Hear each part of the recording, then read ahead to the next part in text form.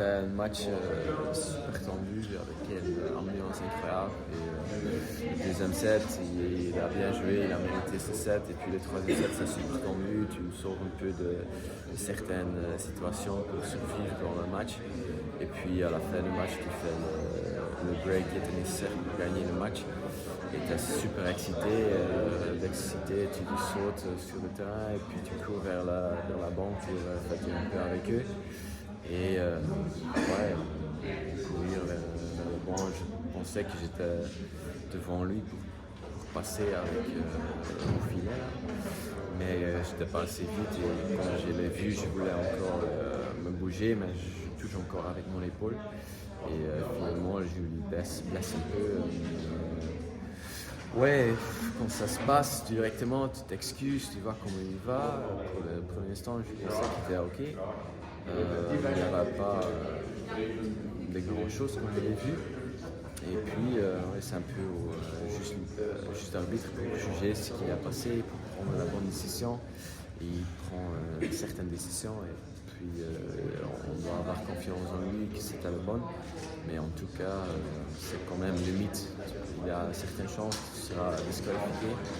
Donc, c'est pas chouette et tout, c'est quand même un peu lourd. Mais je pense que ça peut être pas mal que je sens tous ces sentiments pour vraiment apprendre de cette situation. Apprendre à quoi? À canaliser tes sentiments, tes émotions sur le terrain? Ouais, je pense qu'il n'y a rien mal avec mes émotions. C'est juste pour prendre certains jugements, si je pouvais passer ou pas, le truc comme ça. Peut-être quand je passe le filet, d'être plus tranquille.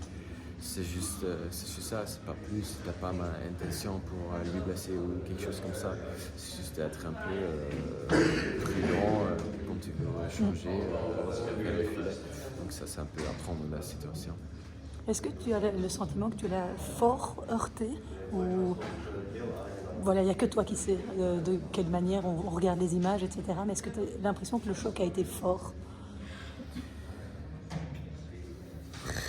C'est dur à dire. Honnêtement, je pensais que c'était pas fort.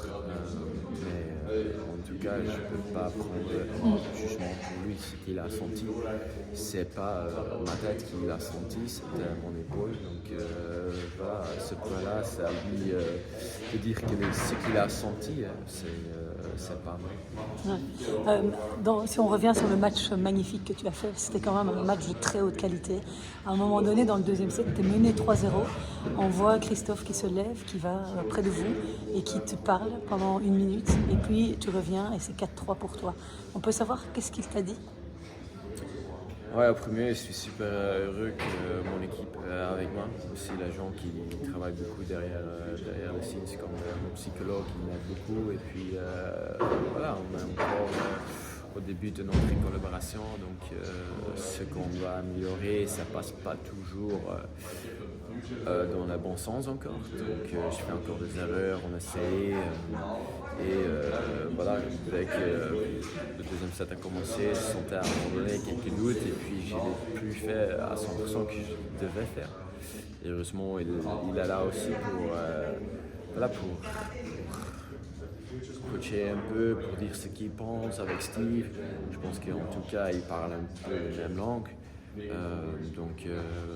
Aussi pour la carrière, c'est bien qu'on peut apprendre de cette situation, on peut corriger un peu sur la bande, donc c'est bien aussi d'apprendre. Et maintenant vous êtes qualifié, ça veut dire que ce sera l'Australie au mois de septembre, un grand voyage. On sait à quel point tu aimes jouer pour ton pays, mais est-ce que tu auras envie d'aller jusque-là? Est-ce que tu as déjà pensé un petit peu? Non, pour l'instant, je dois être honnête, j'ai pas encore envie de penser à ça.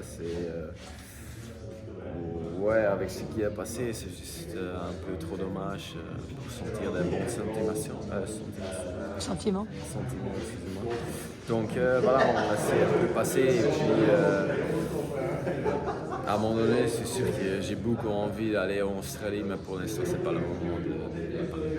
Dernière question, tu risques de vivre une semaine un petit peu compliquée sur les réseaux sociaux, etc., avec ce qui va se dire. Comment est-ce que tu vas te protéger de ça?